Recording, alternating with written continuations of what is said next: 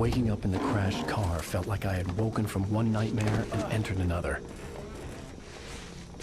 I couldn't remember how I got there. All I knew was that something terrible had happened to Alice. The phone was dead. I'd have to find help on foot.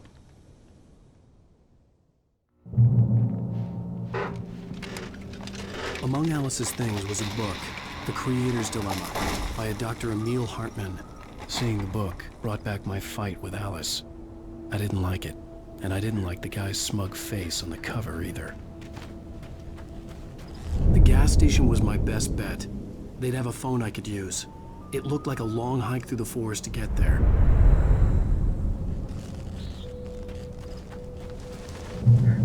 Damn.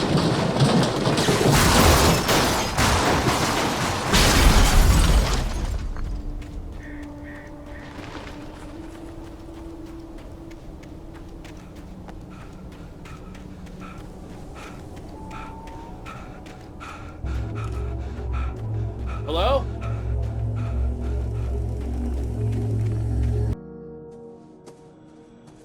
Hello?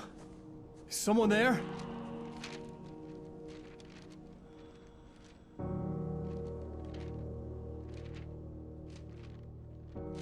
The loose sheets of paper were pages from a manuscript entitled Departure. That was the name I planned to use for the next novel I had never gotten started. I was named the author. I hadn't written it. I couldn't remember writing it. In the scene on the page, the hero was attacked by an axe murderer in the woods at night.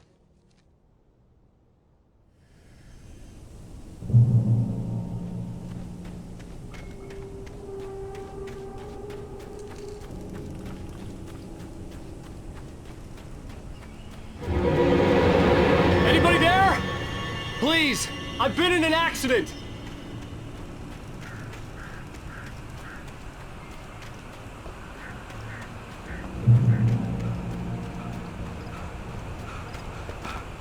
The lights up ahead were a good sign. Maybe I wouldn't have to hike all the way down to the gas station to find a phone.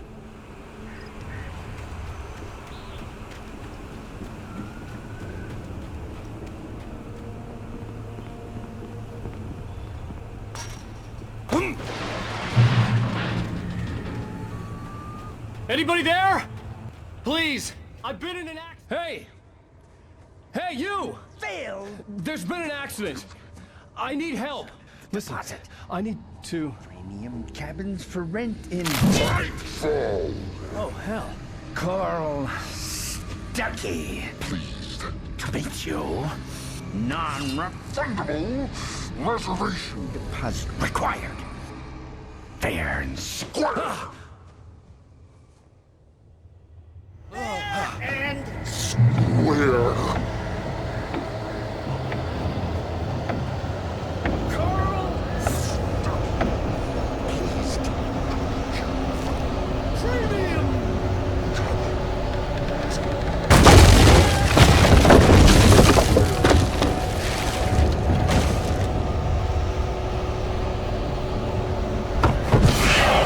Great balls.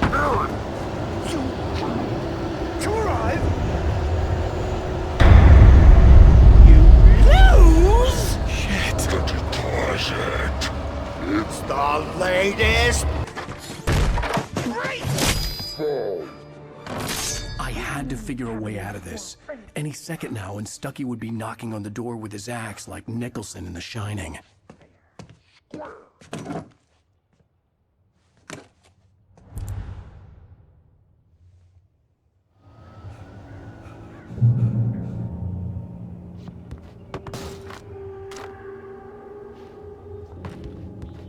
During your Stay on.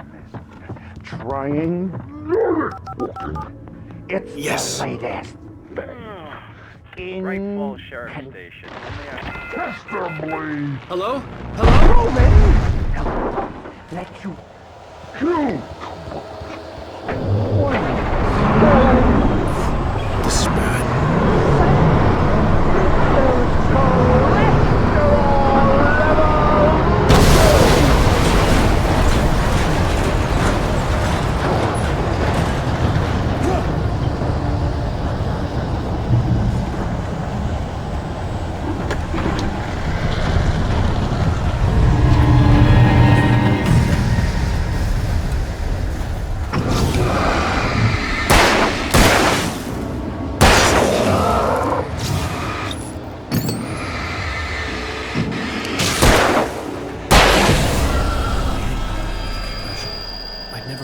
gun outside a shooting range, and now I just killed someone. Or something. There were no bodies. They just disappeared. If I was dreaming, it felt real enough to make me sick. Eerie hand-painted graffiti was revealed by my flashlight. Someone had hidden a chest of supplies near it.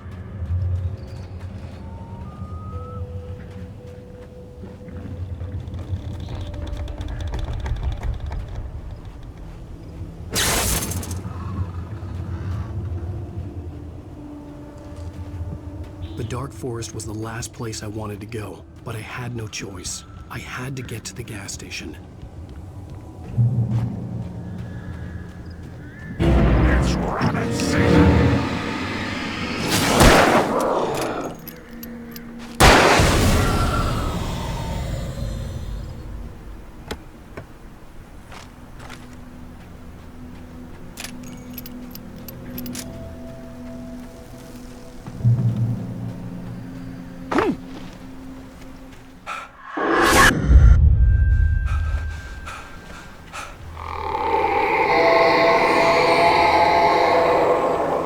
What the hell was that?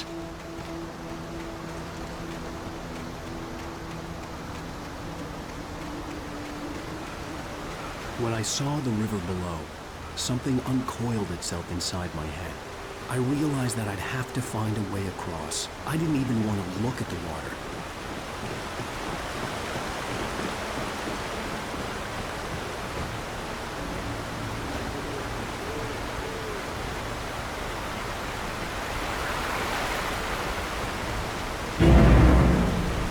Sparkling river!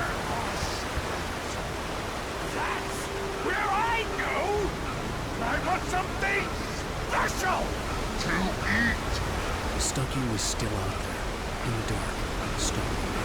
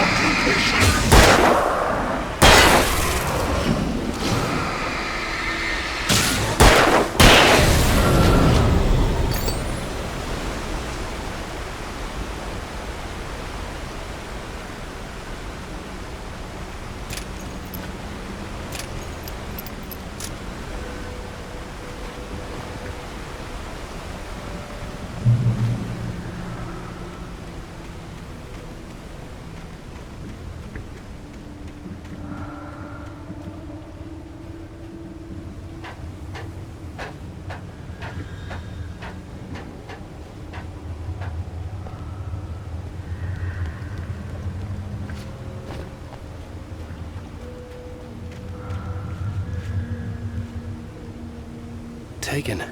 They're taken.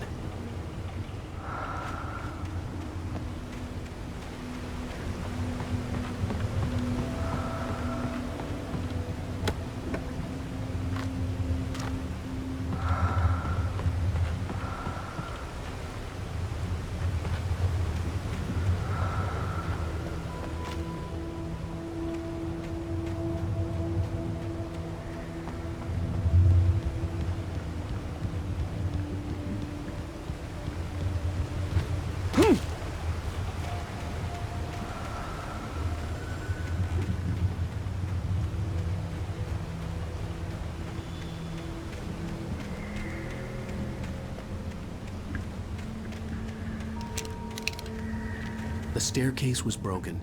I had to make my way up some other way.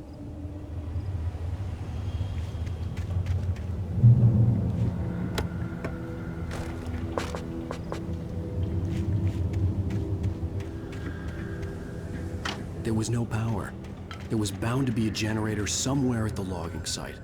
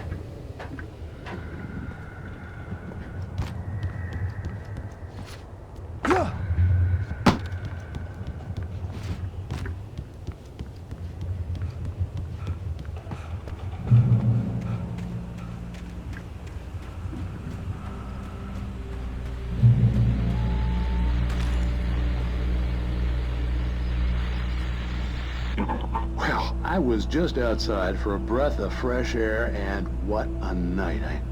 I know most of you are probably in your beds by now, but if you're still up and around, take a moment. Step outside for a spell and breathe in deep. The weather is absolutely still. The sky is crystal clear. It's like the forest is quietly breathing along with you. As you listeners know, I'm a night owl, and it's on nights like this I wish I wasn't cooped up in the studio. Makes an old man like me wish I could just roam wild. But here I am, and it would keep you company all night long if I weren't. It looks like I'm not the only one staying up late. Caller, you're on the air. Hey, Pat, it's Maurice Horton. Hello, Maurice. What are you up to? Well, I was just taking Toby on his walkies. Oh, isn't it beautiful out there? Sure, but Pat, the reason I called is that Toby heard something rustling in the undergrowth and took off after it, and I couldn't find it. Probably a rabbit. Sure. Toby loves rabbits. Well, sure. Anyway, I figured that, if anyone runs into Toby, they could grab him. My number's on his collar. And Toby's a friendly dog? Oh, Toby loves people. Usually he comes back, but we were pretty far from home, and it sounds like he went pretty wild there. Great dog, but just too tough for his own good. Well, Maurice, it's out there now. Hope Toby comes home soon. Yeah, thanks, Pat. You have a good night now.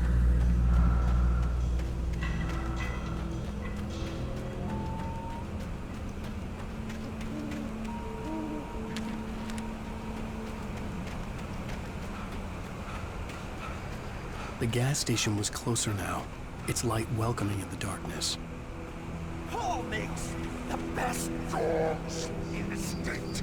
Belly Buster is the best with no contest. Monster Dog is second best. The famous dog is...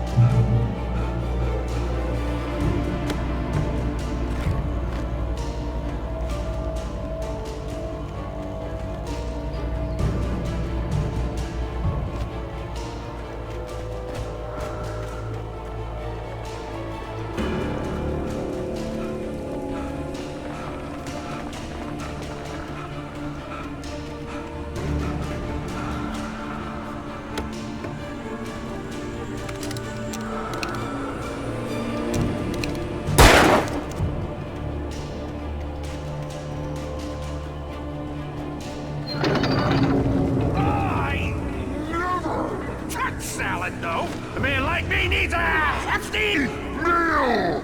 That's for the day.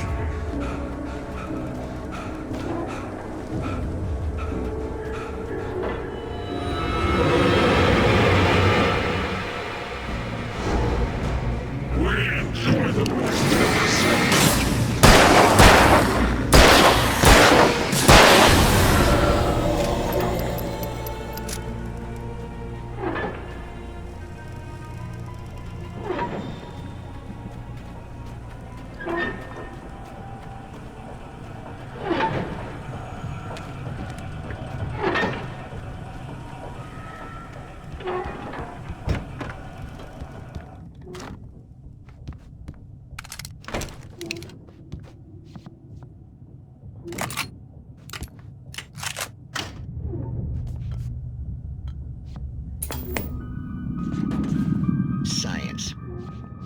bestows immortality on those who advance it to elevate all of mankind.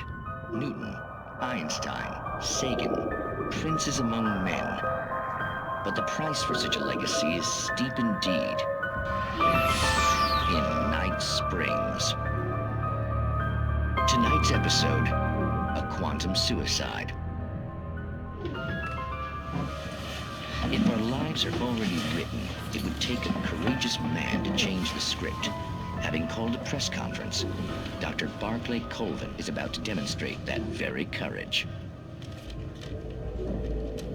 Ladies and gentlemen of the press, I am Dr. Barclay Colvin, and I'm glad so many of you could join me here at the Moorcock Institute.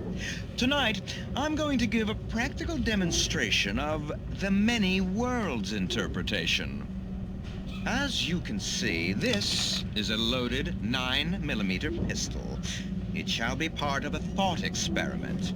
And now, a real experiment, known as a quantum suicide. Did he say suicide? Is that a real gun? He's kidding, right?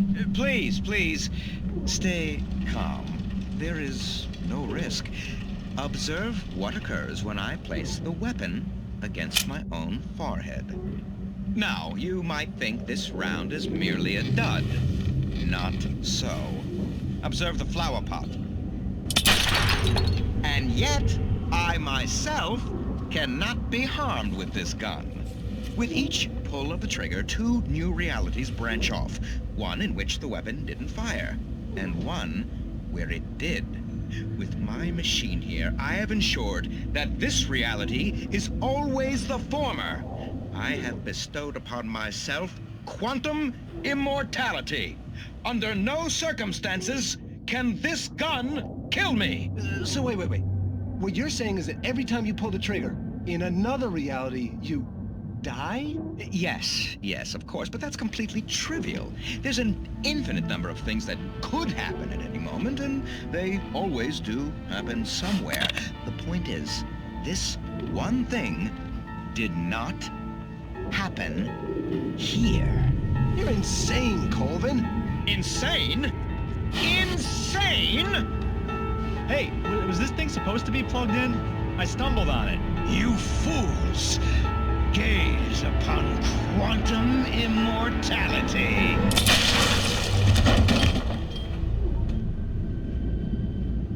Poor Dr. Colvin, felled by his own hubris or the ignorance of the masses. Perhaps he should have left the crate unopened, the decaying atom unobserved. Curiosity often kills the cat. In Night Springs.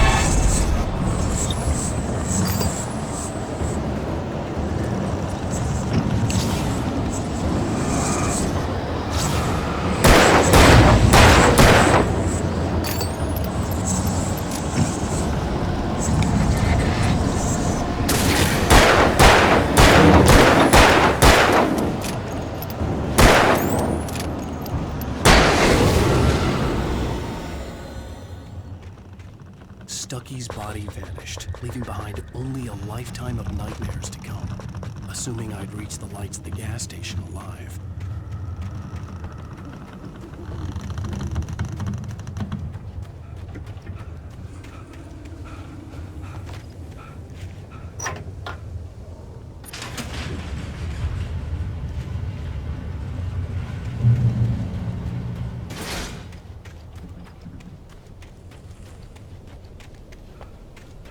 I recognized the parade float I had seen in Bright Falls when I first arrived with Alice.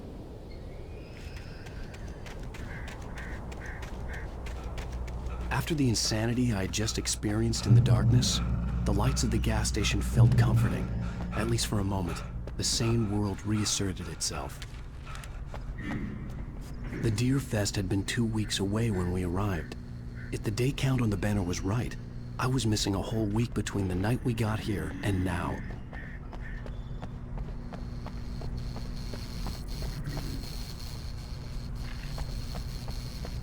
The garage was a mess. It looked like someone had trashed the place, or that there'd been some kind of fight.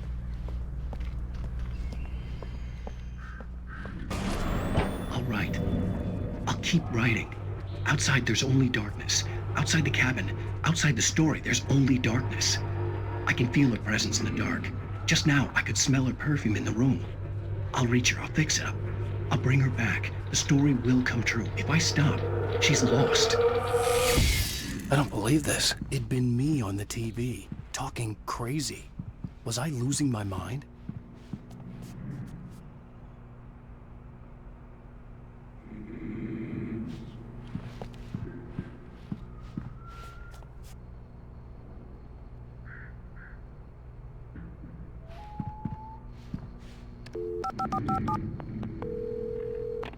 Bright Falls Sheriff Station.